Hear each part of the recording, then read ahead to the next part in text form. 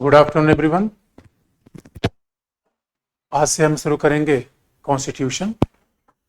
और जो हमने आपको पिछली क्लासेस में बताए थे, संविधान, संविधानवाद, पॉलिटी, इन सब के रेफरेंसेस भी बीच में आएंगे।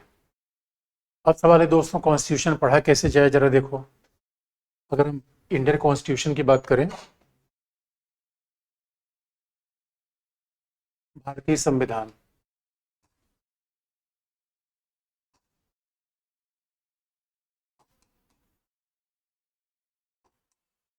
इंडियन कॉन्स्टिट्यूशन,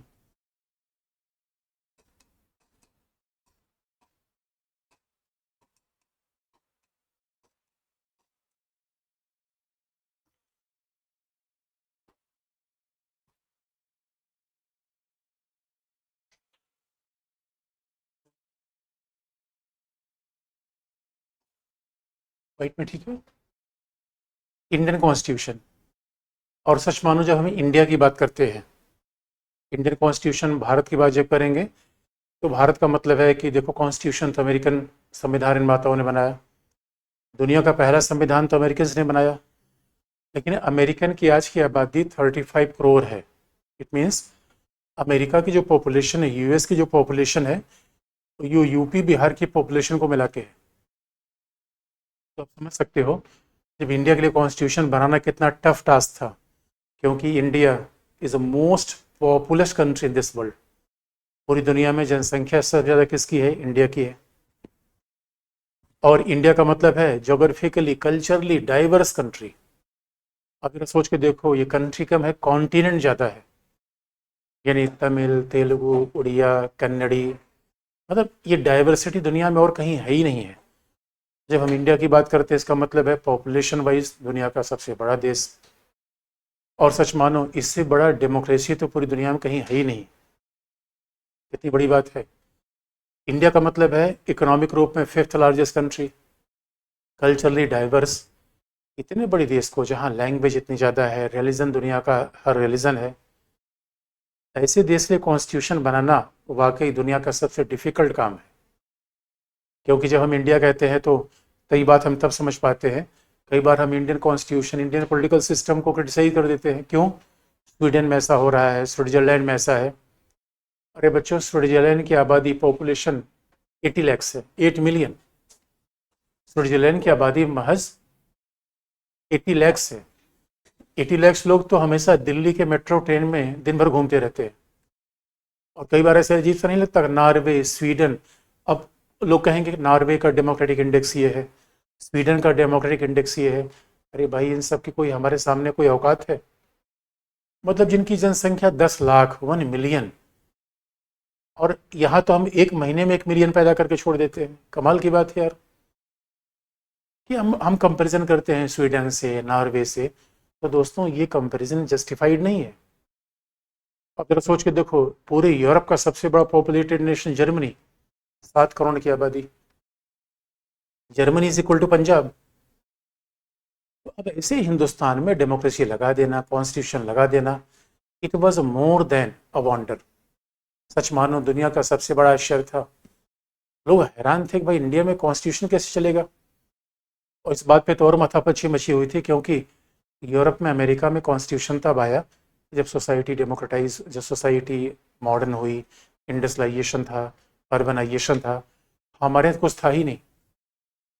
अब जरा सोच के देखो, आज भी हमारे यहाँ भी गांव की जनसंख्या है, इंडस्ट्रियलाइजेशन अभी भी नहीं है। ऐसे देश में कॉन्स्टिट्यूशन चला लेना अपने आप में रियली, मतलब इससे बड़ा तो कोई दुनिया का वंडरफुल काम रहा ही नहीं है। और दुनिया के लोग बड़े आश्चर्य करते थे, है ना, कि भारत में कॉन्स्टिट्यूशन कैसे चलेगा। लेकिन अब चल नहीं, दौड़ रहा है। ये देखो, चैलेंजेस हमेशा होते हैं दोस्तों। चैलेंज ना हो तो जीवन जीने का मतलब क्या है? अगर चैलेंज आपके सामने नहीं है, इसका मतलब जीवन जी थोड़े रहे हैं, काट रहे हैं। तो चैलेंजेस आर ऑब्वियस। तो आप पहले अपनी बात बता दें, इंडिया और कॉन्स्टिट्यूशन। जब हम संविधान की बात करते हैं तो कॉन्स्टिट्यूशन जस्ट लाइक हमारा 22 पार्ट्स का हमारे पास, constitution just like a train. Constitution just like a train. तो ट्रेन का जो इंजन है, let us see the engine of the constitution. ये हमने पहले, what is engine of the constitution? जो कॉन्स्टिट्यूशन का इंजन है वो क्या है?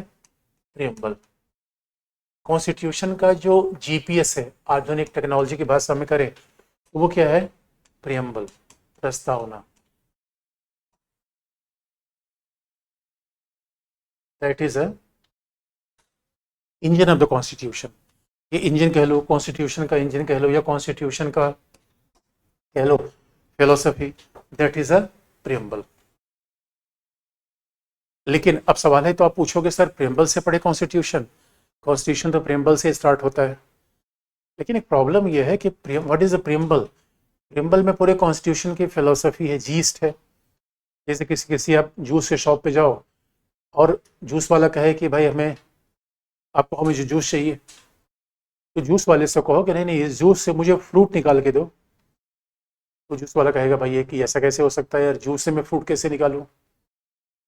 तो सच मानो, पहले फ्रूट देखना ज़्यादा अच्छा है जूस देखने के बजाय। जूस से फ्रूट नहीं आ सकता, फ्रूट से जूस आ सकता है। दैट इज अ पॉइंट कि जो प्रियम्बल है वो जूस है, पूरे संविधान का एक्सट्रैक्ट है। पूरे संविधान का प्रियम्बल क्या है? पूरे संविधान का मर्म है, एक्सट्रैक्ट है, फिलोसफी है, सोल है, इसेंस है। ये पूरे संविधान की आत्मा है, ये पूरे संविधान का दर्शन है, पूरे संविधान का जीस्ट है, ये पूरे संविधान का सारांश है। जैसा भी आपको पूरे संविधान का इंजन है। तो सवाल है यार, पहले सारांश तो तब देखेंगे जब पूरा टॉपिक देख लें। इसे नॉर्मली जब प्रियम्बल से हम पढ़ना शुरू करते हैं तो बिगिनर्स के लिए बड़ी डिफिकल्टी आती है कि while talking about preamble we have to refer every part of the constitution. जब हम प्रियम्बल की बात करेंगे तो संविधान के बाकी भागों की बात हम करते रहेंगे। तो बिगिनर बच्चों को थोड़ी डिफिकल्टी आती है कि सर हमें क्या पता पार्लियामेंट्री गवर्नमेंट क्या है, हमें क्या पता सोशलिज्म क्या है, हमें क्या पता लिबरलिज्म क्या है। इसलिए हम प्रियम्बल से स्टार्ट करने के बजाय क्यों ना कॉन्स्टिट्यूशन को पहले हम स्टार्ट करें फंडामेंटल राइट से। इसलिए ये तरीका ज़्यादा आसान माना जाता है कि once we are starting constitution from fundamental right. तो फंडामेंटल राइट का मतलब है, देखो here we are adopting the principle of biology. अगर आप किसी बायोलॉजी के स्टूडेंट को से पूछो तो बायोलॉजी का स्टूडेंट क्या करता है, पहले बहुत सारी बॉडी का पार्ट पढ़ता है। और सच मानो, सारे बॉडी के पार्ट को पढ़ के फिर ह्यूमन बॉडी का स्टडी करना ज़्यादा आसान है। तो ये हमारा काम होना चाहिए। Preamble comes first. ये सच है कि प्रियम्बल पहले आता है, क्योंकि प्रियम्बल क्या है? ये संविधान का ऐसा है, श्री गणेशाय नमः, भाई संविधान का इंट्रोडक्शन है, संविधान की फिलॉसफी है। तो सवाल ये है यार, पहले बच्चों पहले देख लिया जाए संविधान के पार्ट्स क्या है। संविधान के पार्ट जो ह्यूमन बॉडी का पार्ट है, एक एक पार्ट को देख लें, और जब सारे 22 सारे पार्ट को मिला देंगे तो प्रियम्बल अपने आप बन जाएगा। इसे नॉर्मली प्रियम्बल पहले आता है, लेकिन हम उसे कॉन्स्टिट्यूशन में सबसे बाद में पढ़ते हैं। मतलब हम का मतलब हम आप मिलके पढ़ेंगे। तो बस इसमें ट्राई ये मैं करता हूँ जिससे कि आपको चीज़ें समझने में आसानी रहे, जो बिगिनर्स के लिए भी आसान रहे, सिंपल रहे, जिससे कि अब बच्चे जो मान लो कि 12th क्लास में हैं, बीए पार्ट 1 में हैं, उनके लिए भी कॉन्स्टिट्यूशन समझने में कोई समस्या न आए। क्योंकि प्रियम्बल की बात हम करेंगे तो हमें बेसिक स्ट्रक्चर की बात करनी पड़ेगी, अमेंडमेंट की बात करनी पड़ेगी, और अमेंडमेंट की बात संविधान के 20वें भाग में है। यार पहले हमने पहला भाग नहीं बताया, दूसरा तीसरा नहीं बताया, फंडामेंटल राइट नहीं बताया, फिर आपको मैं कैसे बता दूं संविधान क्या है? इसीलिए हम स्टार्ट करेंगे संविधान को भाग 3 से, that is a fundamental right. तो हम मूल अधिकार शुरू करेंगे, और मूल अधिकार से फिर डीपीएसपी, उसके बाद फिर फंडामेंटल ड्यूटी, फिर पार्लियामेंट्री गवर्नमेंट, फेडरल गवर्नमेंट, फिर ऐसे आगे बढ़ते जाएंगे, लास्ट में देख लेंगे प्रियम्बल। ये बात मैंने इसलिए बता दी कि आपको ये नहीं लगे कि हम कोई पार्ट छोड़ने जा रहे हैं, कि हम सारे पार्ट्स को देखेंगे, लेकिन एक एक करके, एक एक करके। तो पहले हम एक एक ऑर्गन देखें, लास्ट में प्रियम्बल हम देख लेंगे कि हम जितने हमने पार्ट्स पढ़े हैं उसको मिलाने पर प्रियम्बल होता कैसा है। तो इस बात के साथ हम शुरू कर सकते हैं फंडामेंटल राइट से। और पहले हम देखेंगे फंडामेंटल राइट। इसलिए हमारे जो पॉलिटी का पहला भाग शुरू होगा, मूल अधिकार, फंडामेंटल राइट्स।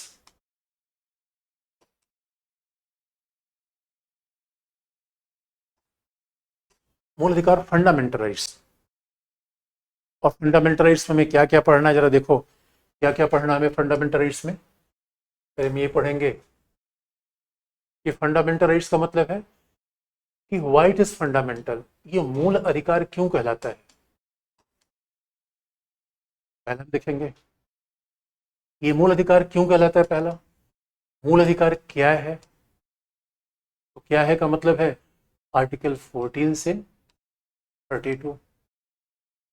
मूल अधिकार क्यों है, इसका जवाब मिलेगा आर्टिकल 12 से 13। तो why fundamental rights, why it is fundamental, then I will read out what is a fundamental. ये जो फंडामेंटल राइट्स हमारे कॉन्स्टिट्यूशन में है वो what is a fundamental from 14 to 32। इसलिए फंडामेंटल राइट का पार्ट शुरू होता है आर्टिकल 12 से, लेकिन 12 में फंडामेंटल राइट नहीं है। 12 में है कि हम समझ जाएंगे why it's fundamental, why it's right. और फिर अब देखेंगे क्या सारे फंडामेंटल राइट एक जैसे हैं या article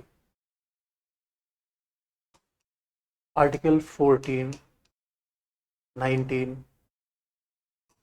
and 32 is more fundamental than other.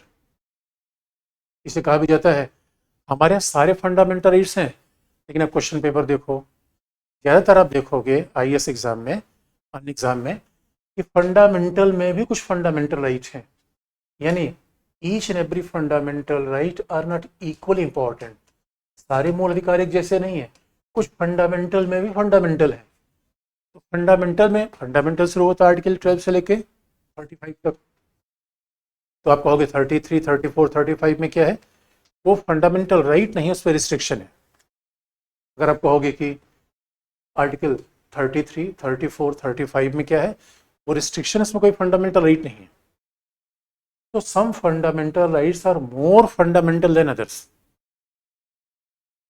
इसलिए अगर आप देखोगे कि जैसे कि each and every part of body is not equally important, भाई शरीर का हर भाग एक जैसा महत्वपूर्ण थोड़े है।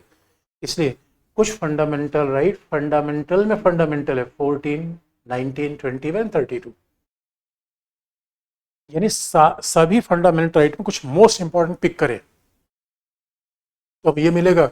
इसलिए अब देखोगे कि जितना मान लो कि इन चीज़ों को पढ़ने में थोड़ा हम ज़्यादा समय लगाएंगे, बाकी थोड़ा समय कम कर सकते हैं, ये तरीका अपनाते हैं। इससे पता चल जाता है पूरे कॉन्स्टिट्यूशन को पढ़कर हम ये समझ लेते हैं कि प्रायोरिटी क्या है, इस पार्ट का महत्व कितना है। और दूसरी बात हमने पहले बता रखा है कि आपको हम फिलोसफी पर बार बार बात करेंगे, फैक्ट की बात बाद में लाएंगे, आर्टिकल के बाद में लाएंगे। अच्छा, किसी बच्चे ने पूछा भी है कि कॉन्स्टिट्यूशन धारा में आर्टिकल एंड धारा क्या है। धारा मतलब देखो section, that is an IPC. अब तो भारतीय न्याय संहिता इसका नाम बदला जा रहा है, तो that is Indian penal code, उसमें कहते हैं section and that is a article. तो some fundamental rights are more fundamental than others, ये बात भी पढ़ेंगे। और फिर एक ये भी पढ़ेंगे कि whether fundamental rights can be amended, क्या फंडामेंटल राइट्स का संशोधन हो सकता है। Whether fundamental rights can be amended. और फिर बाद में हम ये भी पढ़ेंगे कि वेदर फंडामेंटल राइट्स, जो फंडामेंटल राइट्स है और आधारभूत ढांचा है, क्या मूल जो फंडामेंटल राइट्स है, मूल अधिकार है, क्या वो आधारभूत ढांचा भी है, whether it is a basic structure. क्या फंडामेंटल राइट आधारभूत ढांचा भी है, ये बात ही पढ़ लेंगे। तो ये सारे पार्ट हम फंडामेंटल राइट्स में पढ़ेंगे। और हम शुरुआत करें कि वाई फंडामेंटल, यानी पहले हम कोई बात पढ़ते थे, लिस्ट बनाते कि इन चीज़ों को हम देखेंगे कि वाई फंडामेंटल्स कहाँ पे हमें ज़्यादा फोकस करना है। इससे पता चल गया कि सारे आर्टिकल का महत्व जैसा नहीं है, some articles are more important than other, और कई फंडामेंटल राइट्स का इंपॉर्टेंस बहुत ज़्यादा होता है। तो पहला हम देखेंगे why fundamental is a fundamental as such. मूल अधिकार क्यों महत्वपूर्ण है, या मूल मूल क्यों कहलाता है, अब इसी बात पर हमें, तो पहला आंसर हमें चाहिए कि मूल अधिकार मूल क्यों कहलाते हैं, फंडामेंटल क्यों कहलाते हैं। तो दोस्तों इसका सीधा जवाब ये है कि अभी बहुत बेसिक लेमैन के कॉन्टेक्स्ट में बात करें, why fundamental rights are known as a fundamental as such. अच्छा, कई बार आप देखोगे जो बच्चे फिजिक्स पढ़ते हैं उसमें पढ़ते हैं फंडामेंटल फिजिक्स। अब जरा सोच के देखो दोस्तों, अब इस फंडामेंटल राइट्स आया कहाँ से, कैसे, वाई इट्स फंडामेंटल। आप कहोगे आए कहाँ से, कॉन्स्टिट्यूएंट असेंबली ने लाया, संविधान सभा ने लाया। तो अच्छा, आपको ये कंफ्यूजन ना हो तो हम इसलिए भी आपको बता दें कि फंडामेंटल राइट्स में जो भाग 3 है, कई बच्चों ने पूछा भी, तो भाग 3 आर्टिकल 12 से 35 तक जाता है। लेकिन हमने क्या किया, उसको क्लासीफाई कर लिया है 12 to 13, 14 to 32, और उसके बाद आप देखोगे जो 33 and 34 है, that is not fundamental right. वो क्या है, वो प्रतिबंध है, रिस्ट्रिक्शन है। फंडामेंटल राइट पे लगाए गए रिस्ट्रिक्शन है, प्रतिबंध है। इससे 33 and 34 को अलग भी आप रख सकते हो। अब यहाँ पे जो हमने लिखा है कि फंडामेंटल राइट कितने प्रकार के हैं, वो तो 14 से 32 में ही है। भाग 3 में कितने फंडामेंटल राइट है, फिर भाग 3 में कितने आर्टिकल है, 12 से 35, 12 to 35। तो ये इसमें कन्फ्यूजन की कोई बात नहीं है। अच्छा, अब किसी बच्चे ने पढ़ा कि सर सीआरपीसी आईपीसी पढ़ाएंगे कि नहीं। अरे मेरे बच्चे, सीआरपीसी आईपीसी पढ़ने की जरूरत नहीं है, इसका कहीं कहीं हम रेफरेंस दे देंगे, वो वकीलों को पढ़ने की जरूरत है। डोंट वरी अबाउट दैट कि हमें एडवोकेट थोड़े बनना है, और हमें जरूरत भी नहीं है आईपीसी सीआरपीसी। वो जो लॉ करते हैं वो इंस्टीट्यूट को आईपीसी सीआरपीसी पढ़ना है। और 30, आप कहोगे 35 में क्या लिखा गया, 35 में पार्लियामेंट को पावर दी गई है लॉ बनाने की, 35 में। लेकिन पहला हम जवाब देना चाहेंगे, why fundamental right is a fundamental as such. तो अब देखो इसका जवाब हमें ऐसे मिलेगा, मूल अधिकार मूल क्यों है, ये मूल क्यों कहलाते हैं, वाई इट्स फंडामेंटल।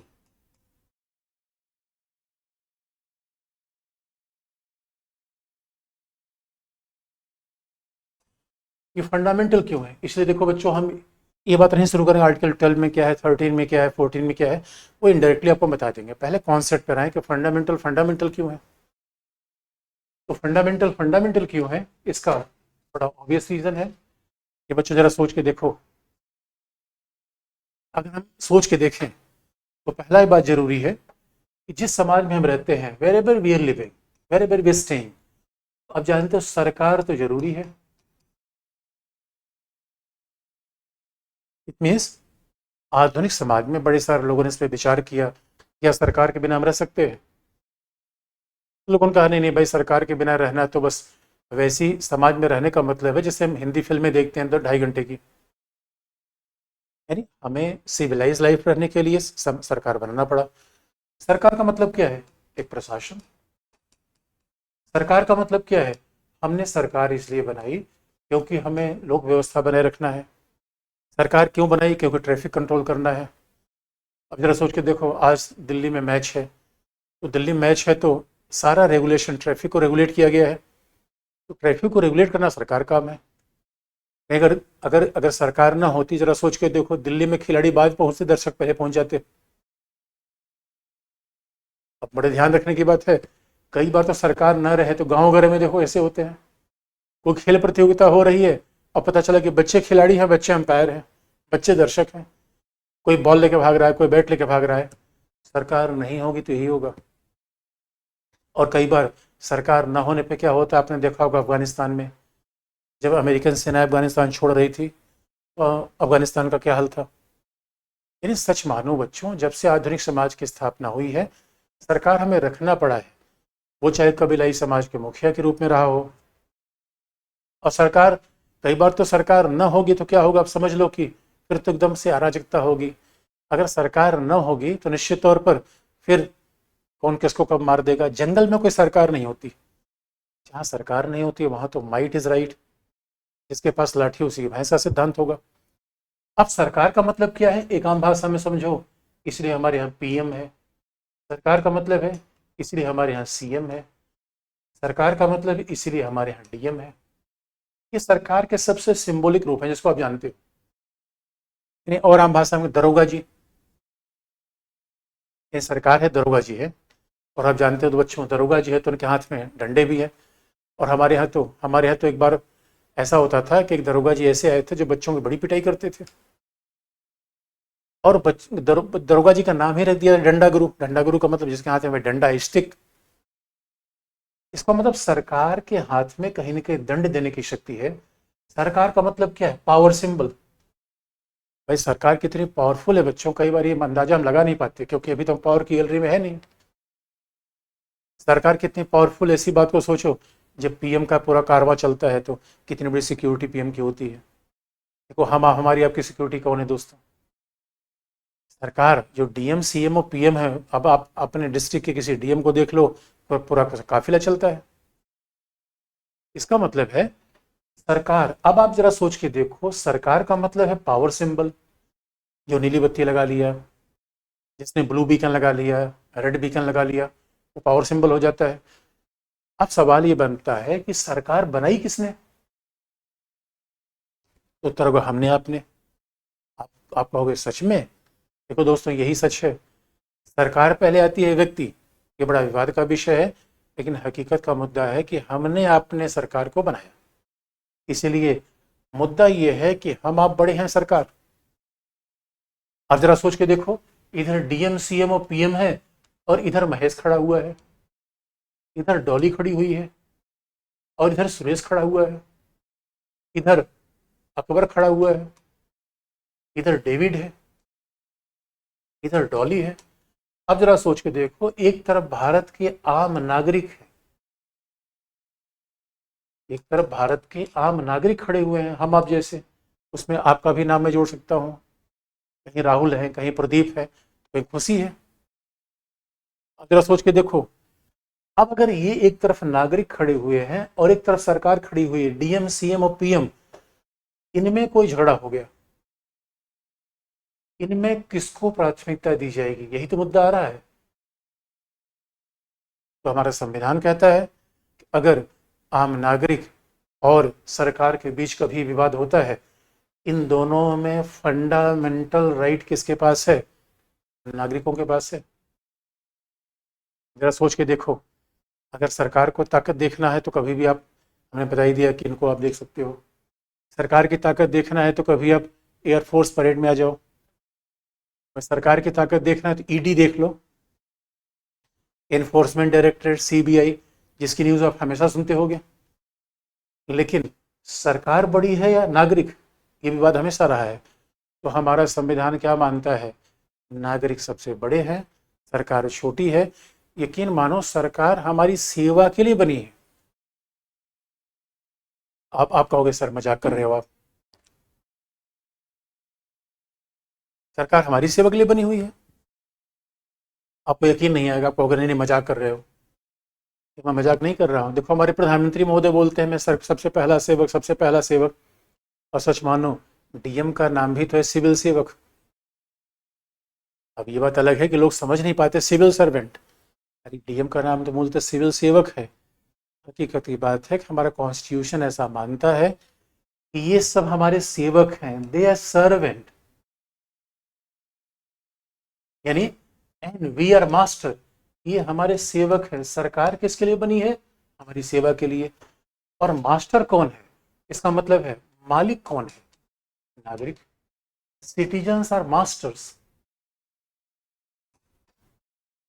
और दोस्तों बड़ी ध्यान देने की बात है, आप कहोगे सर सच बात है, citizens are master and government is servant. दोस्तों आपको यकीन ना हो तो आप देख लो, हमारे प्रधानमंत्री कहते हैं मैं सेवक हूँ, मैं देश का प्रधान सेवक हूँ। सीएम कह रहा है मैं सेवक हूँ।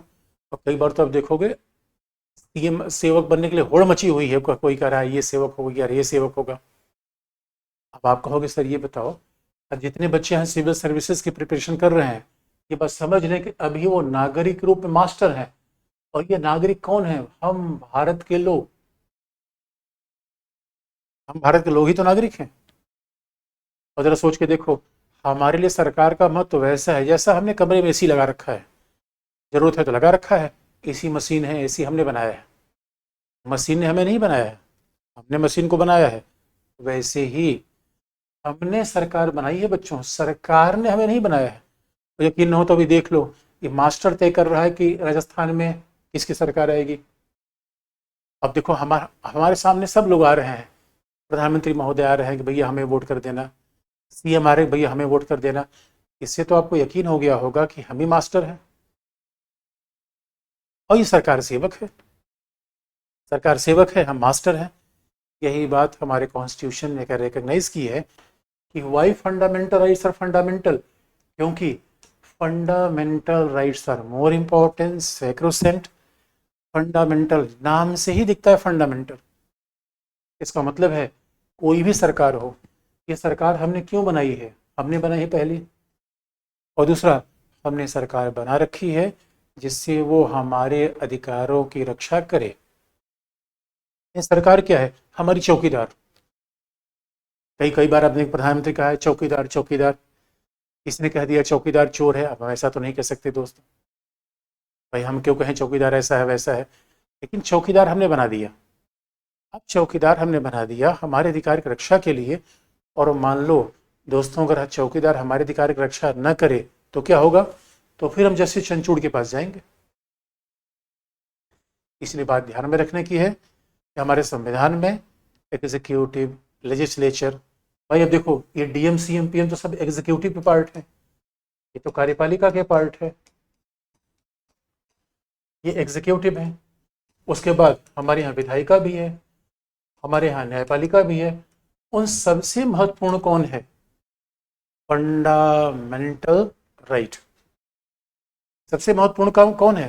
Fundamental right. इसलिए से फंडामेंटल कहा जाता है क्योंकि सरकार से भी ज़्यादा महत्वपूर्ण अधिकार हमारे पास है। और दोस्तों गवर्नमेंट के पास फंडामेंटल राइट नहीं है, नागरिक के पास है। नागरिक के पास है तो जरा सोच के देखो, जिस नई सरकार को चूज हम कर रहे हैं इलेक्शन के द्वारा, राजस्थान में या एमपी में, छत्तीसगढ़ में, मिजोरम में, हम उस सरकार को फंडामेंटल राइट थोड़ी ट्रांसफर कर रहे हैं। और दूसरी बात, हमें न मोदी जी ने फंडामेंटल राइट दे रखा है, न ही शिवराज सिंह चौहान ने फंडामेंटल राइट दे रखा है, न अशोक गहलोत जी ने।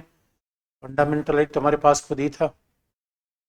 फंडामेंटल राइट हमारे पास खुद है क्योंकि ये कॉन्स्टिट्यूशन ने हमें दिया है, गवर्नमेंट ने नहीं। तो गवर्नमेंट तो उन्हें बना रखे कि भाई इनको रेगुलेट करना, देख लेना, रक्षा करना, और नहीं रक्षा करोगे हम चेंज नहीं कर देंगे government. Again it prove the people are master. तो हम सर्वोच्च हैं, हम मालिक हैं, और हम तय करेंगे कि सरकार क्या करेगी। इसलिए फंडामेंटल राइट फंडामेंटल क्यों है? पहला, ये राज्य के विरुद्ध प्राप्त होते हैं। इसलिए आप देखोगे आर्टिकल 12, इसीलिए इस विशेषता को देखो तो आर्टिकल 12 से फंडामेंटल राइट शुरू होता है। और आर्टिकल 12 में क्या लिखा गया है? ये राज्य के विरुद्ध मिलते हैं। Fundamental rights are available, fundamental rights are available against the state. ये राज्य के खिलाफ है, ये सरकार के खिलाफ मिलते हैं। इसी विशेषता को पार्ट 3 बताता है, fundamental rights are available against the state. और आर्टिकल 12 स्टेट के साथ शुरू होता है। और आर्टिकल 12 में इसीलिए आप देखोगे, अगर मैं आपको आर्टिकल बता दूं, अगर मैं आपको ये बता दूं कि आर्टिकल में क्या बात लिखी गई है, तो वैसे आप कॉन्स्टिट्यूशन में देख सकते हो।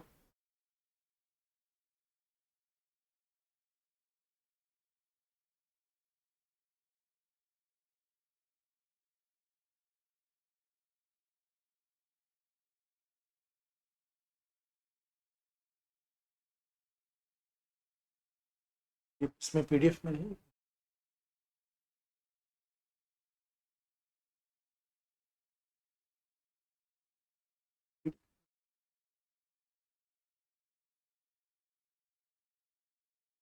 तो अभी मैं आपको आर्टिकल भी दिखा दूंगा। But what is more important, what is more important, that is a fundamental right. अभी आर्टिकल्स में, इसलिए देखो अब कैसे शुरू हो रहा है। Article 12 deals with the state. ये फंडामेंटल राइट राज्य के खिलाफ मिलते हैं। अब वो ध्यान देने की बात है, फंडामेंटल राइट राज्य के खिलाफ मिलते हैं तो राज्य का मतलब क्या है? डीएम सीएम और पीएम। यही आर्टिकल 12 में हमारा कॉन्स्टिट्यूशन कह रहा है। बात ध्यान देने की है, आर्टिकल 12 में हमारा कॉन्स्टिट्यूशन यही कह रहा है कि फंडामेंटल राज्य के खिलाफ है। इसका मतलब आप कहोगे राज्य के खिलाफ है सर, इसका एग्जाम्पल आप बताओ। देखो एग्जाम्पल ये है कि मान लो कि कोई पुलिस ऑफिसर है, दरोगा जी है। ये आर्टिकल ये जरा खुल नहीं रहा है।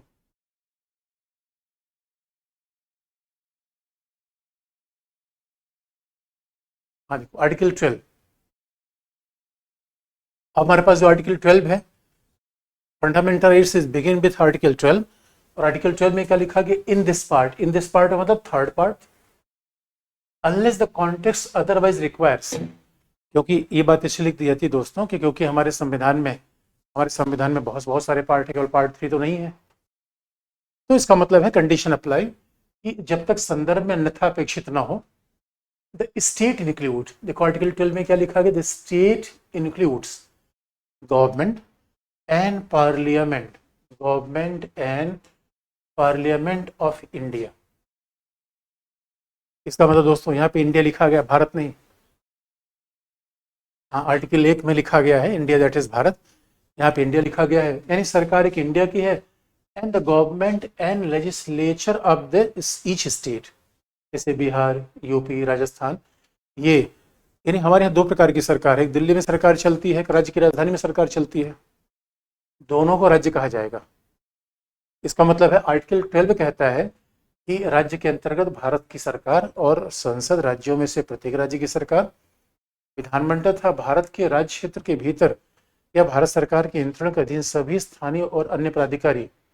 इसका मतलब है ऑल लोकल, लोकल का मतलब है कि पंचायती, लोकल का मतलब है नगर पालिका, ये सब राज्य के डिफिनेशन में है। एंड अदर अथॉरिटीज, तो कई बार हमारे यहाँ अदर अथॉरिटीज का मतलब है, अदर अथॉरिटीज का मतलब है, अब भाई हर अथॉरिटी का नाम तो कॉन्स्टिट्यूशन में लिखा नहीं जा सकता, अन्य प्राधिकारी, तो यहाँ पे लिख दिया गया अन्य प्राधिकारी का भी उल्लेख कर दिया गया।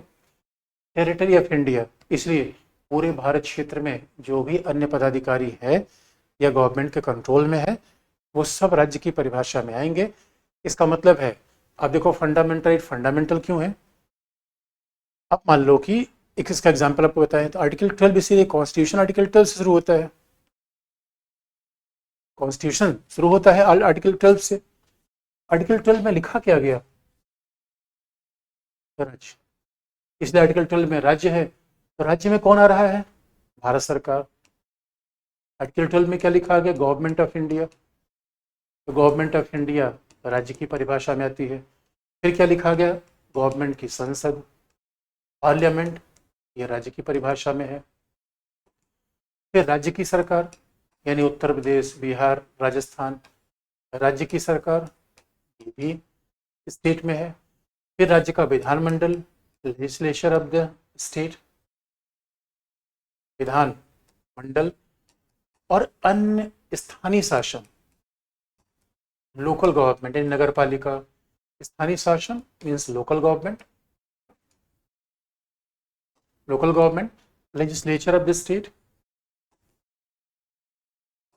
और फिर गवर्नमेंट ऑफ द स्टेट, और फिर अदर अथॉरिटीज, अन्य प्राधिकारी, अदर अथॉरिटीज,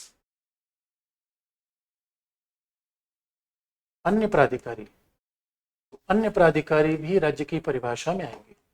इसका मतलब है फंडामेंटल राइट, पहली पर बात हो गई फंडामेंटल राज्य के खिलाफ मिलती है। इसलिए दोस्तों जरा सोच देखो, अगर महेश पीएम से टकरा गया तो महेश जीत जाएगा, वो भी सच में ऐसी बात है, तो हकीकत है ऐसा।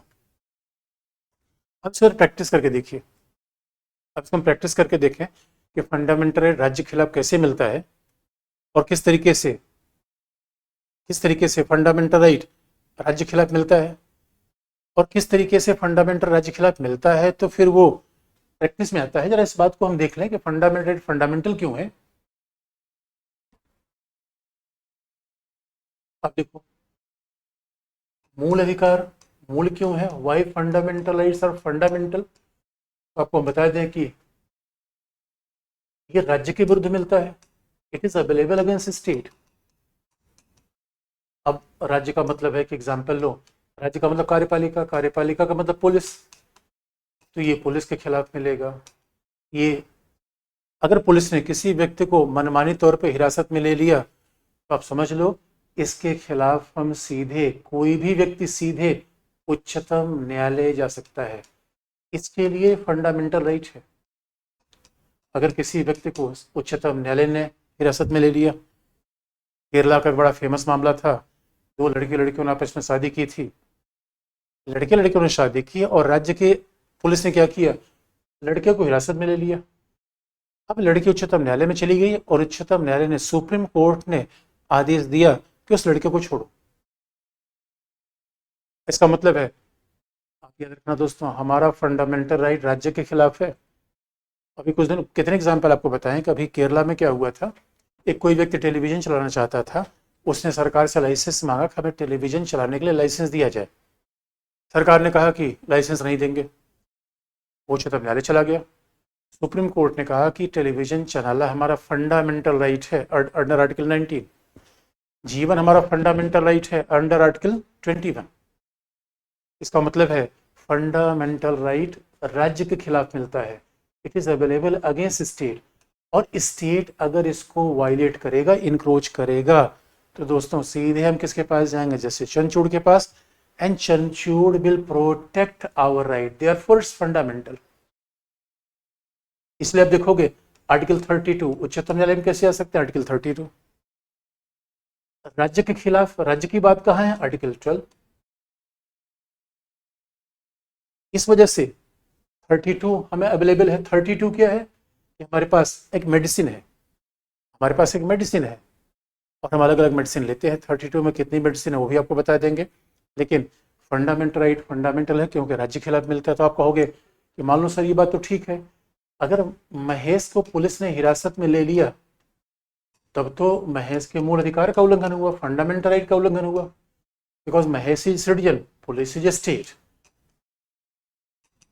और मान लो कि हम विश्वविद्यालय में गए एडमिशन लेने, यूनिवर्सिटी ने कहा नहीं एडमिशन नहीं देंगे। हमने पूछा क्यों, उन्होंने कहा कि आप इस कास्ट के व्यक्ति हैं, इस रिलीजन के व्यक्ति हैं, तो ये हमारे फंडामेंटल राइट्स का वायलेशन है। यहाँ university is also part of state. लेकिन अब मान लो कि महेश का झगड़ा उसके पड़ोसी से हो गया, तो क्या ये फंडामेंटल राइट्स का मामला होगा, आंसर इज नो। महेश का झगड़ा उसके पड़ोसी से हो गया क्योंकि ये दोनों व्यक्ति के बीच का झगड़ा है, this is not a case of fundamental right. Fundamental right सामान्यतः राज्य के खिलाफ मिलता है, लेकिन कुछ एक्सेप्शन ऐसे हैं कि मान लो महेश कोई शेड्यूल कास्ट का व्यक्ति है और उसके पड़ोसी ने उसे गाली दे दी, तो आर्टिकल 17 में अनटचेबिलिटी माना जाएगा इसे। अगर जात के आधार पर किसी को हमने डिफेम कर दिया तब ये फंडामेंटल राइट मामला माना जाएगा। यदि कुछ एक्सेप्शन के मामलों में, कुछ अपवाद के मामले में फंडामेंटल राइट व्यक्ति के भी खिलाफ मिलते हैं, क्योंकि मान लो महेश को किसी ने अपहरण कर लिया, उसके पड़ोसी ने किडनैप कर लिया, तो फिर महेश के फंडामेंटल राइट का मामला आएगा। सामान्य अब पति पत्नी का झगड़ा हो जाए, भाई भाई का झगड़ा हो जाए, that is not a case of fundamental right, और ऐसे मामलों में सीधे आर्टिकल 32 का यूज हम नहीं कर पाएंगे। इट मीन्स आपको अगर मान लो कि किसी भाई भाई में झगड़ा हुआ तो वो डिस्ट्रिक्ट कोर्ट जाएगा, इट्स नॉट फंडामेंटल राइट। भाई भाई के झगड़े में आर्टिकल 32 नहीं मिलेगा क्योंकि फंडामेंटल राइट नहीं है। इसका मतलब है 99% कंडीशन में with few exception fundamental rights are available against state. तो आप कहोगे सर स्टेट का मतलब तो हम समझ गए, फंडामेंटल राइट्स अगर स्टेट के खिलाफ मिलेगा तभी तो आर्टिकल 12 में स्टेट की बात है। स्टेट में कौन आएगा, पीएम आएगा, गवर्नमेंट ऑफ इंडिया। स्टेट में कौन आएगा, पार्लियामेंट आएगी, संसद आएगा। ये बात तो समझ में आ गई। इसका मतलब है न तो पार्लियामेंट कोई, न तो पीएम कोई ऐसा आदेश देगा, न ऐसा कोई पॉलिसी बनाएगा जो हमारे फंडामेंटल राइट के खिलाफ होगी। इसलिए पीएम अगर एजुकेशन पॉलिसी बनाए तो भी हम सुप्रीम कोर्ट में चैलेंज कर सकते हैं, तभी तो हम सुप्रीम कोर्ट में चैलेंज कर सकते हैं। अगर पार्लियामेंट कोई लॉ बना दे, जैसे देखो नागरिकता संशोधन अधिनियम, सिटीजनशिप अमेंडमेंट एक्ट, नागरिकता संशोधन अधिनियम, इससे भी हम उच्चतम न्यायालय में चैलेंज किया गया है और इसी बेस पे कि हमारे फंडामेंटल राइट का वायलेशन है।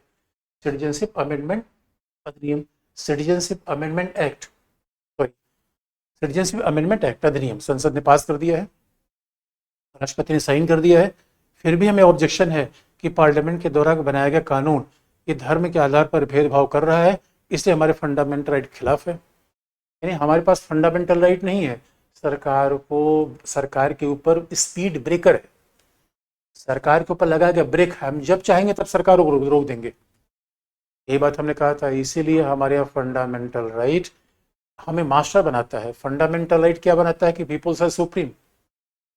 अब जरा सोच के देखो, हमने पढ़ रखा है, हम आगे पढ़ेंगे, parliament is supreme institution for making a law.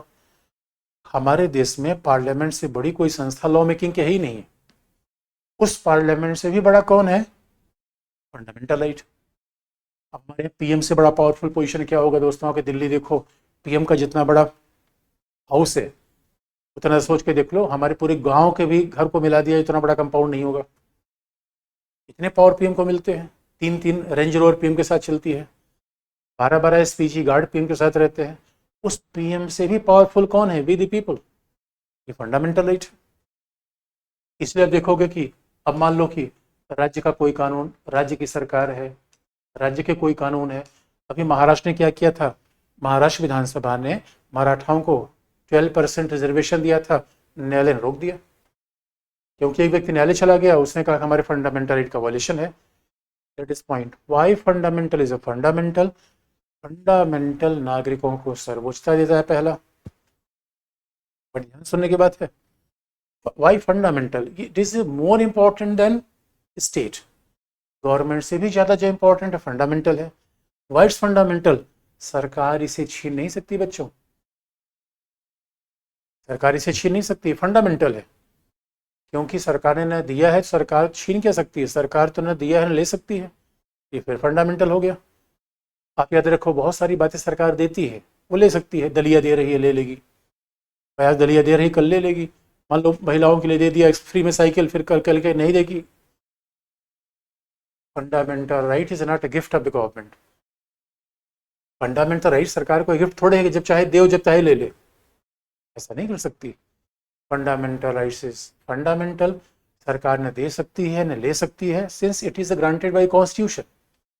ये कॉन्स्टिट्यूशन दिया है, और कॉन्स्टिट्यूशन तो लिखने वाले हम ही आप तो थे, और यही तो गवर्नमेंट ऑफ इंडिया 1935 में नहीं था। और हमने जो फंडामेंटल राइट लिया तो राज्य के भी खिलाफ है, ये पीएम के भी खिलाफ है, पार्लियामेंट के भी खिलाफ है, और सबसे बड़ी है, फिर आप कहोगे कि नगर पालिका के भी खिलाफ है। लेकिन जो अन्य अधिकारी का मतलब है, अदर अथॉरिटीज, अन्य अधिकारी का मतलब क्या लिया जाए?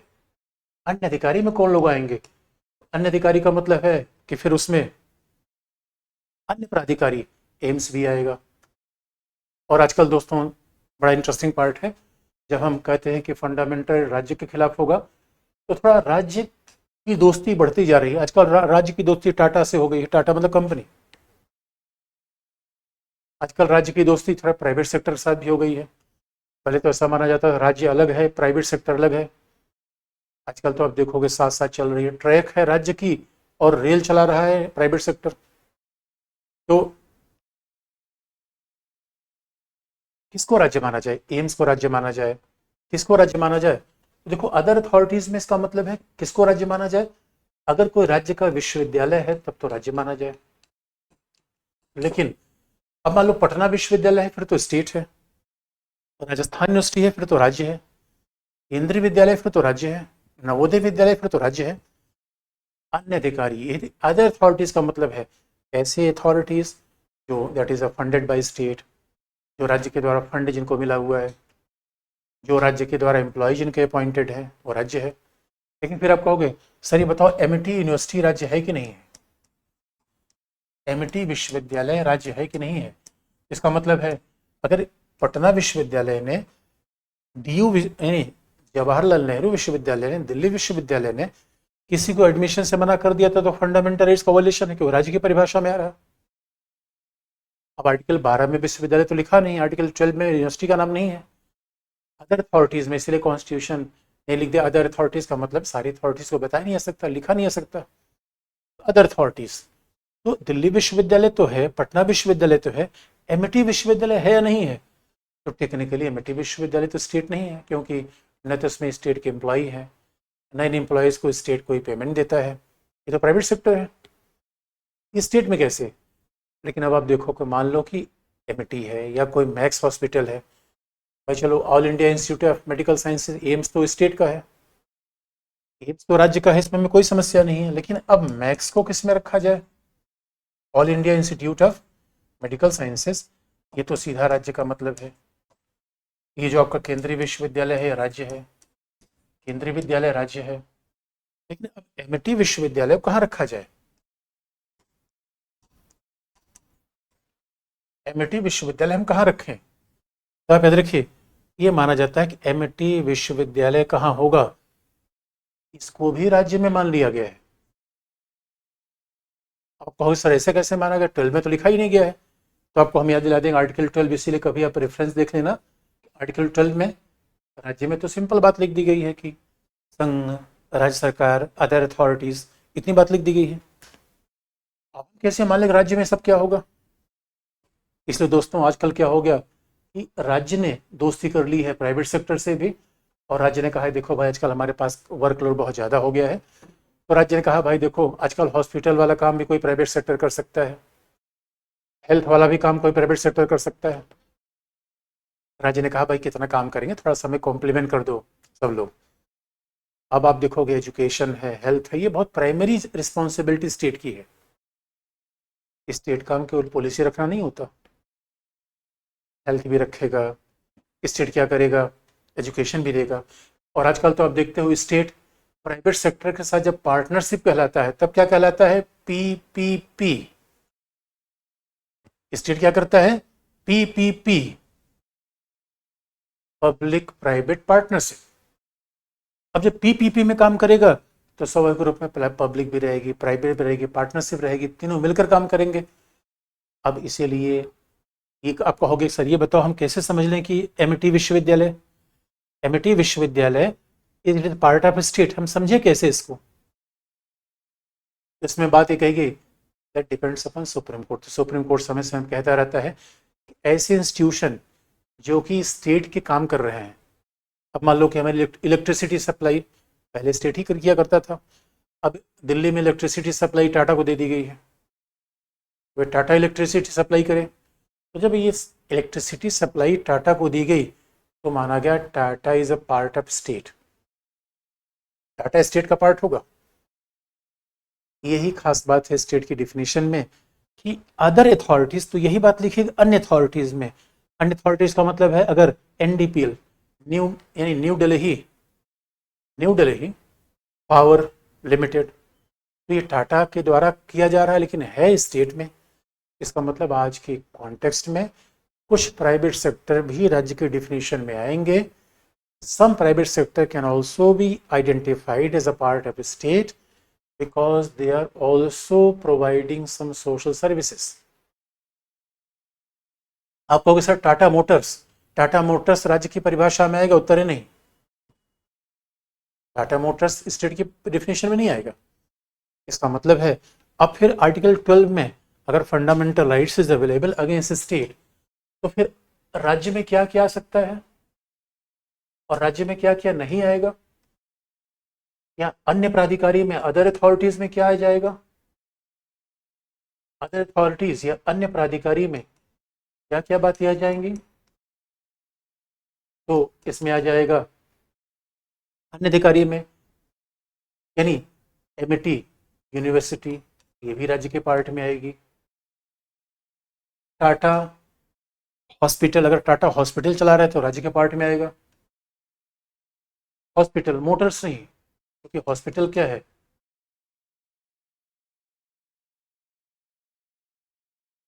Tata hospital, that is also part of state.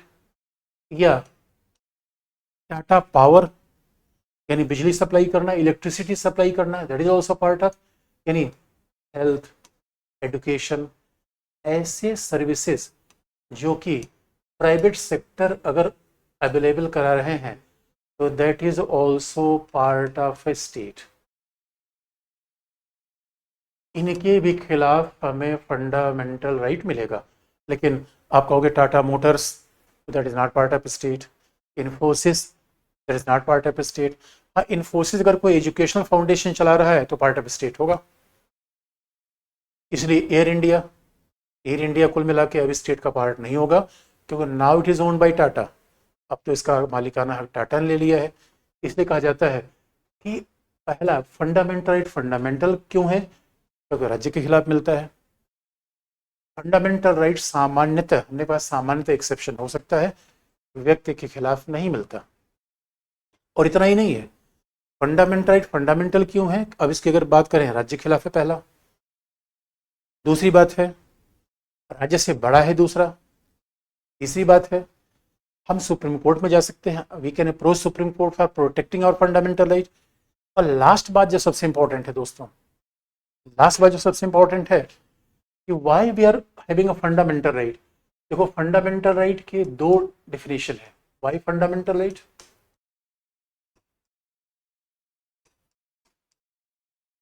तो पहली बात, morally, if we can define fundamental right from the moral point of view,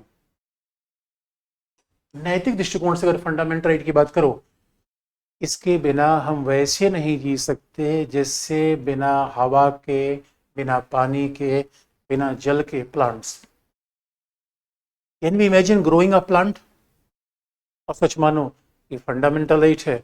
Y? Because fundamental right just like, आप कहो कि नदियां हैं और बहना बंद हो जाए, आप कहोगे क्या बात कर रहे हो सर, इट इज इम्पॉसिबल।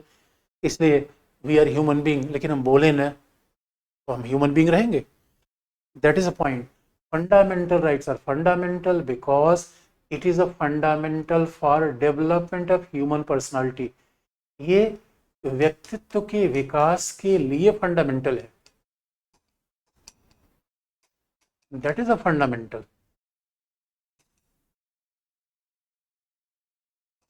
ये व्यक्तित्व के विकास के लिए मूल है। That is a fundamental. इसका मॉरल डायमेंशन है। व्यक्तित्व के विकास के लिए बोलना, आपको दोस्तों बोल है लेकिन बोलना नहीं पड़ेगा तो आपको ओ माय गॉड, तब तो हम दास बन गए। ह्यूमन बींग क्या है? ह्यूमन बींग है तो बोलते हैं। इसने देखो किसी प्लांट के ग्रो करने के लिए क्या होता है? सॉइल चाहिए। प्लांट तभी तो आगे बढ़ेगा, सॉइल, उसमें रोशनी चाहिए। कोई गमला घर के अंदर रख दो, आगे बढ़ेगा ही नहीं। इसलिए आप देखोगे व्यक्तित्व के विकास के लिए मूल है। इसलिए अमेरिका में, ब्रिटेन में, इंडिया में everybody is entitled to develop their own way of life. हर आदमी अपनी तरीके से ज़िंदगी जीता है। कोई फिल्म बना रहा है, कोई लेखक बन रहा है। ज़रा सोच के देखो, फंडामेंटल राइट हमें बोलने का ना होता तो फिर तो हम नॉर्थ कोरिया हो जाते। इसलिए विराट कोहली मैच खेल रहे हैं क्योंकि ये फंडामेंटल राइट है। अपने हिसाब से चॉइस करेंगे कहाँ लाइफ को जीना चाहते हैं। और अमिताभ बच्चन ने एक्टिंग की, उनकी अपनी चॉइस है। यही तो है दोस्तों व्यक्तित्व के विकास के लिए। Because our traits of personality are fundamental. अब जरा सोच के देखो क्या क्या हमारे पास फंडामेंटल है। माई हार्ट, माई थिंकिंग, ये फंडामेंटल है। फंडामेंटल मतलब दोस्तों जो हम बाजार से नहीं लेते। हमारे पास दो चीज़ें हैं। एक तो हम बाजार से लेते हैं, कपड़ा ले लिया, चश्मा ले लिया, मार्कर ले लिया, मोबाइल ले लिया। What is our fundamental? Thinking, सोचना, ये फंडामेंटल है। What is our fundamental? आना जाना, मूवमेंट, फंडामेंटल। अरे पैर भगवान ने दिए हैं तो आने जाने के लिए ही, दिमाग दिए हैं सोचने के लिए, मुंह दिए हैं तो बोलने के लिए, ये तो फंडामेंटल है। आंख दिए हैं देखने के लिए, ये फंडामेंटल है। और दोस्तों अगर इसको कोई बोलना कोशिश करेगा तो हम दास ही होंगे। Just we will change like a slave, and that is point. Why fundamental right is fundamental? सोचना, बोलना, देखना, आना जाना कोई खत्म नहीं करेगा। इसलिए दोस्तों कई बार लोग कहते हैं भाई हम किसी को क्या दे सकते हैं? गिफ्ट दे सकते हैं। दीपावली आ रही है, किसी गिफ्ट दे दो, स्वीट्स दे दो। अब कोई कहे दिल ही दे दो, तो फंडामेंटल है भाई, दिल देंगे दूसरे कैसे रहेंगे? वैसे साइंस के स्टूडेंट भी कई बार दिल लेने देने का काम करते हैं, समझ में नहीं आता है यार how we can exchange the heart. Fundamental. Skin, I can't give away my skin to someone else. अरे मैं आँख थोड़ी दे सकता हूँ, स्किन नहीं दे सकता। ये कई बार ऐसा होता है कि बिकॉज इट डिपेंड्स अपॉन मी। अब सवाल है कि मैं अगर अपने शरीर मन का मालिक हूँ, याद रखना दोस्तों, fundamental right is recognises that individual is sovereign over his mind and body. Fundamental right ही कहता है कि मैं अपने मन और शरीर का मालिक हूँ। अभी एक बड़ा इंटरेस्टिंग मामला आया था कि मान लो मैं अपने मन शरीर का मालिक हूँ। फंडामेंटल राइट क्या है? मैं टैटू लगा लूँ, फंडामेंटल है। मैं सारे बाल मुड़वा दूँ, फंडामेंटल है। फंकी लुक रख लो फंडामेंटल है, इससे सरकार क्या मतलब है? भाई हमारा फंडामेंटल राइट है, it is integral part of human being. इसलिए फंडामेंटल राइट ना होता तो आप देखो फिर तो हमारा व्यक्तित्व का विकास नहीं होता। फंडामेंटल राइट ना होता तो हम दास ही तो होते, स्लेव्स ही तो होते। That is point. Morally fundamental right, fundamental दोस्तों, हम अपने व्यक्तित्व के मालिक हैं, इसलिए हम बताएंगे हमें क्या करना है। आप लोग अच्छा अच्छा सर ये बात है, इसका मतलब हमें ही चूज करना चाहिए शादी कैसे करना चाहिए। बिल्कुल बच्चों, बताओ हम एबव एज ऑफ 18, ये हमारा शरीर है तो हम ही तय करेंगे यार कि हमें क्या करना है। इसमें फंडामेंटल राइट गवर्नमेंट तय नहीं कर सकती। और लेकिन अभी एक मामला फंस गया था, एक लेडी थी और वो एबॉर्शन करवाना चाहती थी बियॉन्ड 26 वीक, 26 सप्ताह हो गया था, वो एबॉर्शन करवाना चाहती थी और उसने कहा कि I am sovereign over my mind and body, मैं अपने शरीर की मालकिन हूँ, लिहाजा मैं तय करूँगी कि मेरे पेट में बच्चा रहेगा नहीं रहेगा। अभी कोर्ट में बड़ा बवाल मच गया क्योंकि हमारा कानून ही कहता है कि 24 वीक के बाद एबॉर्शन करना मना है। अब सवाल ये है, बड़ा विवाद का मामला, अगर फंडा आप कहोगे सर ये बताओ फंडामेंटल राइट का मतलब है कि मैं तो अगर अपने राइट पे फंडामेंटल हूँ तो अब जो बच्चा पेट में है उसका राइट फंडामेंटल है या मेरा राइट फंडामेंटल है? ये सब कई बार टकराता रहता है, कई बार टकराता रहता है। इन बच्चों, मेरे प्यारे बच्चों, याद रखना बोलना फंडामेंटल राइट है। कई बार देखोगे हमारे फंडामेंटल राइट का इतना इंपॉर्टेंस है, इसलिए अगर इस फंडामेंटल राइट का इंपॉर्टेंस देखना हो तो कभी नॉर्थ कोरिया घूम आना, पता चल जाएगा। तो फंडामेंटल राइट्स का पहला मॉरल मतलब है, दूसरा दूसरा कैसा मतलब है? लीगल। तो फंडामेंटल राइट का लीगल मतलब कैसा है? इसका या कॉन्स्टिट्यूशनल कह लो, संवैधानिक मतलब कैसा है कि पहला ये राज्य के विरुद्ध है, it is available against state. दूसरा, ये किसके खिलाफ है? राज्य के विरुद्ध है। दूसरा, अगर इसका वॉयलेशन हुआ तो उच्चतम न्यायालय हम जा सकते हैं। अगर जैसे वॉयलेशन हुआ मैं तुरंत जस्टिस चंचूड़ के पास जाऊंगा अंडर आर्टिकल 32, राज्य अंडर आर्टिकल 12। और ये भी बात है कि फंडामेंटल राइट फंडामेंटल क्यों है, लास्ट वाली बात बता दें आपको, why fundamental right is fundamental. और fundamental right is fundamental because fundamental rights, इसका मतलब है, अब यहाँ पे फिर देख लेंगे फंडामेंटल राइट्स फंडामेंटल क्यों है। ये मैंने पहली बात बताई थी कि किसके खिलाफ है? डीएम, पीएम और सीएम खिलाफ है। आप कहोगे सर अच्छा ये बात है, इसका मतलब आप फिर कहोगे कि ठीक है मैं अपने डीएम साहब के पास जा रहा हूँ, और आपने डीएम साहब के पास खड़े हो गए और आपने कहा सेवक हमारे सामने आकर हमारी फरियाद सुनो या हमारा ऑर्डर सुनो, और सेवक ने कहा कि पहले इसको लाठी से 2 लाठी मारो। आपने कहा था यार सर ने तो फंसा दिया, सर ने तो बता दिया था कि डीएम सीएम पीएम से बड़ा मैं हूँ, ये फंडामेंटल है, और हम तो यहाँ जाके फंस गए। तो बच्चों सच मायने में फंसोगे नहीं, बस प्यार से बोलना। अब ये नहीं कि जाके वहां गाली देने लगो कि निकल डीएम, तेरी ऐसी की तैसी में तुम्हें देख लेता हूं, तब तो मामला गड़बड़ हो जाएगा। इसका मतलब है आपको भी फंडामेंटल राइट रखने का मतलब है कि जो डॉली अकबर और महेश के आसपास फंडामेंटल राइट्स इसलिए है because it is because of constitution, इनके आमने सामने बुलेट प्रूफ है।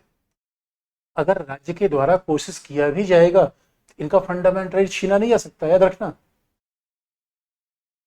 राज्य कोशिश भी करके इनके फंडामेंटल राइट नहीं छीन सकता, because the founding fathers of our constitution fundamental rights ने इन्हें बुलेट प्रूफ दी है, at that bullet proof is available for everyone. वो बुलेट प्रूफ सभी के लिए अवेलेबल है और पैदाइशी है। फंडामेंटल राइट तो हमारे पैदाइशी है, स्किन, थिंकिंग, लाइफ। अरे दोस्तों ये जीवन का ही सुधार थोड़ी मांग के लाया है, शर्ट मांग के लाया होगा ना। इसलिए फंडामेंटल राइट इज फंडामेंटल, क्योंकि अगर कभी ये सरकार फंडामेंटल राइट में इंक्रोचमेंट करेगी तो सीधा हमारे बुलेट प्रूफ इसको बचा लेगा। यानी we are having bullet proof, everybody in India, सब लोगों ने बुलेट प्रूफ पहन रखा है और उसमें कभी भी इंटरफियरेंस का गवर्नमेंट कोशिश नहीं करेगा। आप कहोगे सर, आप कहोगे सर ये बात हमें समझ में नहीं आ रही है, कैसे हम बुलेट प्रूफ मान ले, हाउ वी कैन इमेजिन कि बुलेट प्रूफ है। तो बच्चों बुलेट प्रूफ कैसे है, अब मैं आपको कॉन्स्टिट्यूशन में दिखाऊंगा कॉन्स्टिट्यूशन कैसे हमें बुलेट प्रूफ देता है। अब आप देखो,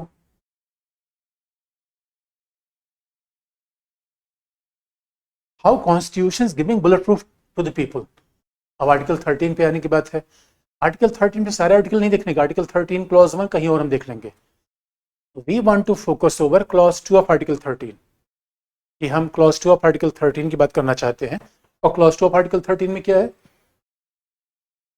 स्टेट। फिर देखो स्टेट की बात आ गई, क्योंकि fundamental rights are available against state, बात तो बार बार कह रहे हैं, fundamental rights are available against state, it state shall not make any law. इसका मतलब है राज्य कोई ऐसी विधि का निर्माण नहीं करेगा जो इस भाग, which takes away any law which takes away or abridges the rights conferred by this part या इस भाग।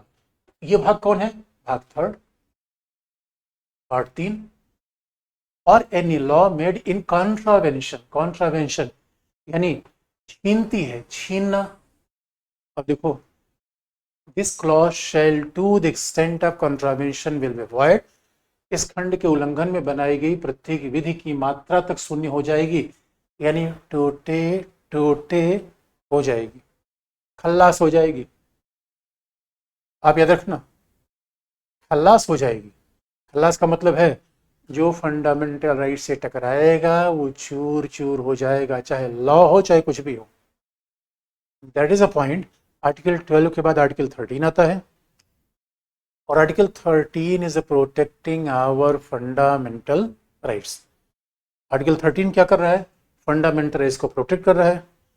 आर्टिकल 13 ही तो बुलेट प्रूफ दे रहा है, पर्टिकुलरली क्लॉज 2 ऑफ आर्टिकल 13, क्योंकि क्लॉज 2 ऑफ आर्टिकल 13 कह रहा है कि कोई भी लॉ वो फंडामेंटल राइट के खिलाफ नहीं बनाई जाएगी। इसे फंडामेंटल क्यों है, यदि राज्य it is available against state first, we can approach Supreme Court for protecting our fundamental rights second, और थर्ड क्या है, according two clause 2 of article 13 कि राज्य द्वारा निर्मित कोई भी विधि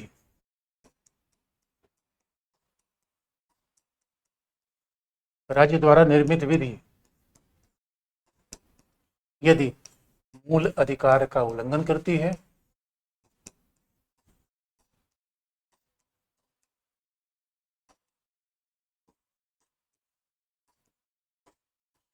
मूल अधिकार का उल्लंघन करती है, तो न्यायालय इसे, उच्चतम न्यायालय इसे शून्य कर देगा। The supreme court shall declare it as a null and void. तो इसलिए फंडामेंटल है, 3 बेसिक रीजन है इसलिए, and that is describe in clause 2 of article 13। ये क्लॉज 2 ऑफ आर्टिकल 13 में है। इसलिए देखो दोस्तों, आर्टिकल 14 से फंडामेंटल राइट शुरू होता है, आर्टिकल 14 से फंडामेंटल राइट शुरू होता है, but the matter of fact is that कि आर्टिकल 12 में स्टेट की डिफिनेशन है। तो why fundamental right is fundamental right, now we can have answer. तो फंडामेंटल राइट फंडामेंटल क्यों है, क्योंकि दोस्तों गिफ्ट नहीं है, it's not a welfare right. There is difference between right and welfare. Welfare का मतलब है depends upon the wish of government, इस सरकार पर है कि मिले कि न मिले, सरकार जब चाहे दे, तब जब चाहे वापस ले ले। बट राइट आवर क्लेम, अब जैसे हमारा दिल है, दिमाग है, ये किसी ने दिया थोड़ी है, that we are enjoying since our birth. तो हम तो ये बात तो अपने जन्म से लाए हुए हैं, एंड इसीलिए कहा जाता है अगर फंडामेंटल राइट फंडामेंटल क्यों है, इसके बिना हमारा डेवलपमेंट नहीं हो सकता। इसका मतलब है कि फंडामेंटल राइट, अगर जरा सोच के देखो, अगर कैटरीना कैफ अफगानिस्तान में रही होती तो क्या एक्ट्रेस बन पाती, आंसर नहीं। उसके तो पर्सनालिटी का डेवलपमेंट हो नहीं पाता, क्योंकि कोई एक्ट्रेस बनना चाहता है। अब नॉर्थ कोरिया में कोई बड़ा बिजनेसमैन होता है, अब नॉर्थ कोरिया में बिजनेस की परमिशन नहीं है क्योंकि स्टेट कंट्रोल है, वहाँ कोई बिजनेस नहीं कर पाता। इसलिए दोस्तों फंडामेंटल राइट हमारे व्यक्तित्व को बढ़ाती है, और एक किसके खिलाफ है, राज्य के खिलाफ है। फंडामेंटल राइट किसके खिलाफ है? लॉ के खिलाफ है। फंडामेंटल राइट किस, और इसका प्रोटेक्टर कौन है? Supreme court. तो आप कहोगे अच्छा अच्छा सर, इसका मतलब ये हो गया कि फंडामेंटल राइट इज एब्सोल्यूट, कोई रिस्ट्रिक्शन ही नहीं है, ये स्टेट खिलाफ हो गई, लॉ खिलाफ हो गई, तो किसी कोई रिस्ट्रिक्शन नहीं है। तो बच्चों ऐसा नहीं है, there are some restriction over fundamental rights in Indian constitution. हमारे संविधान में बाकायदा रिस्ट्रिक्शन है, क्योंकि बच्चों हमें बोलने का अधिकार है, लेकिन हमारे पड़ोसी को बोलने का अधिकार है। इसलिए अब फंडामेंटल राइट का मतलब हमें आने जाने का अधिकार है, लेकिन स्टिक लेकर किसी को पीछे से खोसना, ट्रोल करना, भाई हमें कोई बात लिखने का अधिकार है, किसी को ट्रोल करने का अधिकार थोड़े है। That is not fundamental right, that is not fundamental right. तो आप देखोगे हमारे यहाँ फंडामेंटल राइट की लिमिटेशन है, फंडामेंटल राइट की सीमाएं हैं। That is a point, our fundamental rights are not absolute, are not absolute. उसमें एक रिस्ट्रिक्शन है, हमें बोलने की आज़ादी है, बिकॉज फंडामेंटल राइट पढ़ के ये समझ में आ रहा है कि oh my God it's absolute, it is more important than parliament. ये एक सरकार से बड़ा हो गया, हम सरकार से बड़े हो गए। लेकिन दोस्तों हमें ये भी तो जिम्मेदारी है। क्या पता चला कि इसका मतलब है कि अब मणिपुर में जो वायलेंस हो रही है, क्या ये भी फंडामेंटल राइट है? नो, फंडामेंटल राइट राज्य को ब्रेक डाउन करने के लिए नहीं है, राज्य को तोड़ने के लिए नहीं है, राज्य के अंदर है। अब कोई कहे कि हम नक्सली बन जाएंगे, फंडामेंटल राइट है? नहीं है। कोई कहे हम टेररिस्ट बन जाएंगे, फंडामेंटल राइट है? नहीं है। क्योंकि दोस्तों तभी तो बैलेंस बनेगा। अब इसका मतलब fundamental right is more important then state.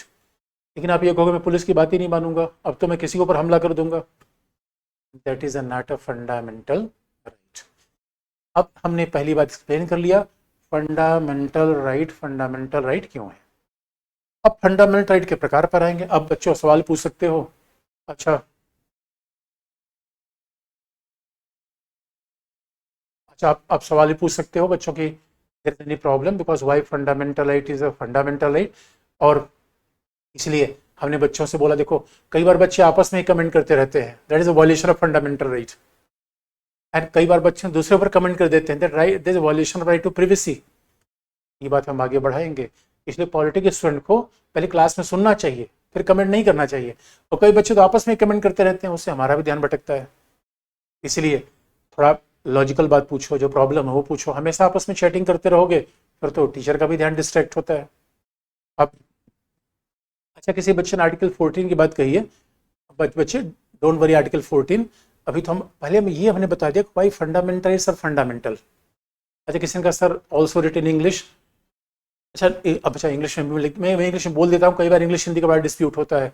मैं इंग्लिश में लिखता हूँ तो कुछ बच्चे कहते हैं सर हिंदी को अवॉइड कर रहे हो, मदर टंग है हमारी। ओके तो हम कोशिश करते हैं कि सर केजीएस भी अदर अथॉरिटीज में आएगा क्या? No no, because KGS is a private entity, KGS is private entity. क्योंकि देखो coaching institute is not educational institution, आप हमेशा याद रखना, coaching institution are not educational institution. क्योंकि हम कोई डिग्री थोड़ी दे रहा है, केजीएस कोई डिग्री नहीं दे रहा है ना, आपको एक एक ट्रेनिंग दे रहा है, it is more a training institution.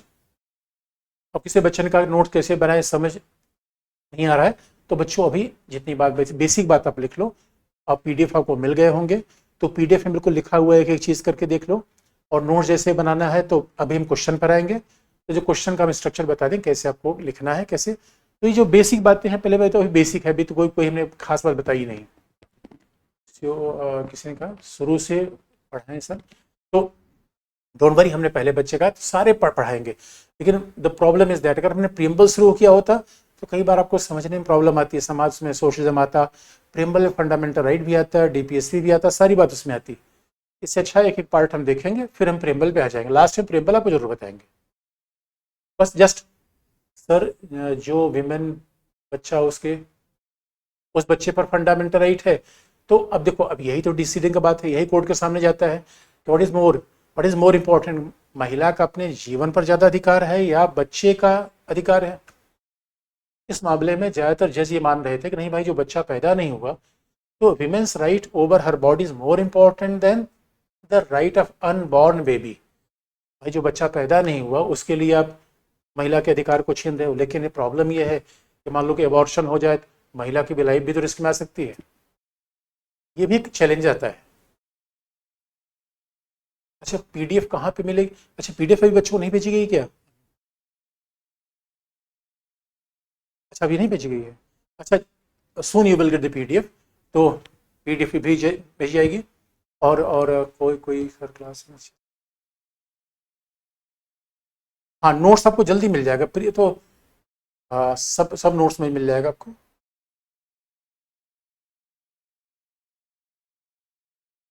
हाँ अच्छा धीरे धीरे धीरे तो तेजी से भाग रहा है ना तो।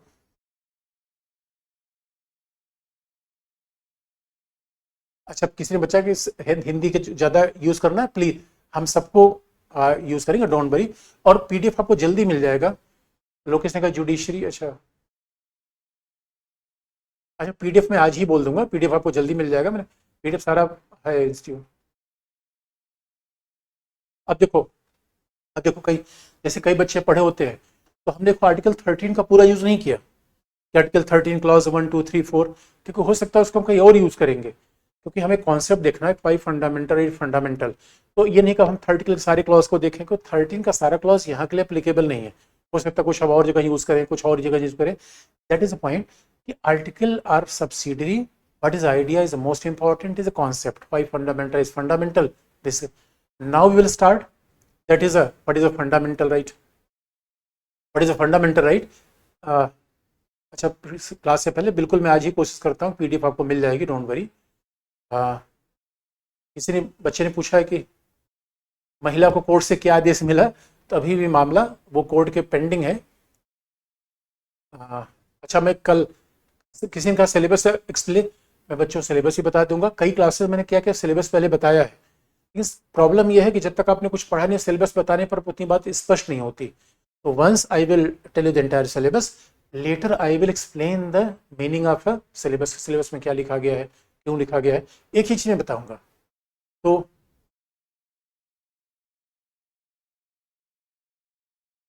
राष्ट्र मूल अधिकार राष्ट्रपति नागरिक के लिए समान होगा।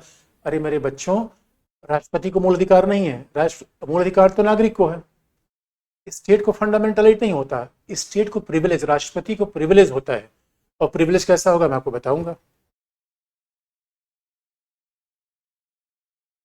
अच्छा बाकी आज के लिए इतना ही। बाकी फंडामेंटल फंडामेंटल क्यों है कल वाली नेक्स्ट क्लास में। कल बाकी कल